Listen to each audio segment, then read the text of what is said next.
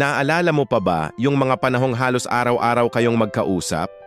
Yung mga taong hindi nakakalimot mangumusta, yung laging may oras para sa'yo. Pero ngayon, para kang multo sa kanila. Ang tagal mo nang walang naririnig mula sa kanila. Yung dating laging kumukumusta, ngayon parang nakalimutan na may ikaw. Hindi mo man sabihin, alam kong nasasaktan ka. Sino ba namang hindi, di ba? Pero pinipilit mong intindihin. Sinasabi mo sa sarili mo, baka busy lang. Baka may pinagdadaanan din. Baka may problema. Nagbibigay ka ng 1,000 dahilan para lang ma-justify kung bakit bigla na lang silang nanahimik. Pero habang tumatagal, habang lumilipas ang mga araw, linggo at buwan, unti-unti mo nang natatanggap ang katotohanan.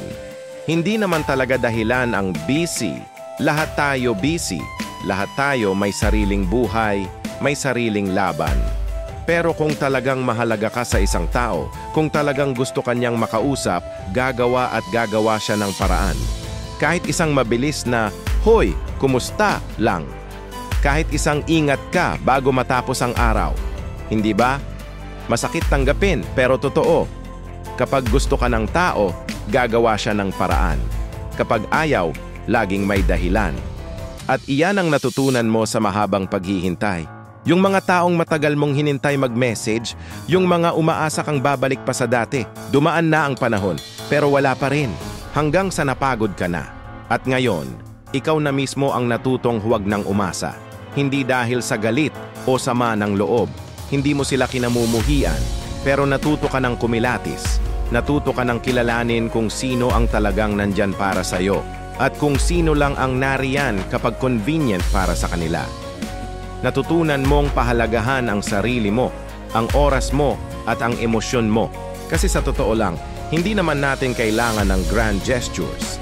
Hindi natin kailangan ng mamahaling regalo o mahabang oras. Minsan, isang simpleng, "Kumusta ka?" lang, sapat na. Sapat na para maramdaman mong hindi ka nag-iisa na may nakakaalala sa'yo. Pero kahit yon, ipinagkait pa rin nila. Ang problema, napagod ka na ring maghabol. Bakit ka pa hahabol sa mga taong hindi na tumatakbo papunta sa'yo? O mas malala, tumatakbo na palayo sa'yo? Mas pinili mo na lang yakapin yung katahimikan. Mas natutunan mong mahalin yung tahimik na presensya ng mga totoong nananatili kaysa sa mga maingay na pangako ng mga laging nagsasabing, "Mamaya na." Pero hindi naman talaga darating. The simple hard truth is this. They don't check in because they don't care enough. At okay lang yon.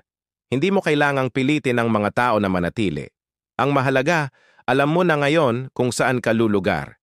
Ang mahalaga, natuto kang bitawan ang mga bagay na hindi na para sa'yo.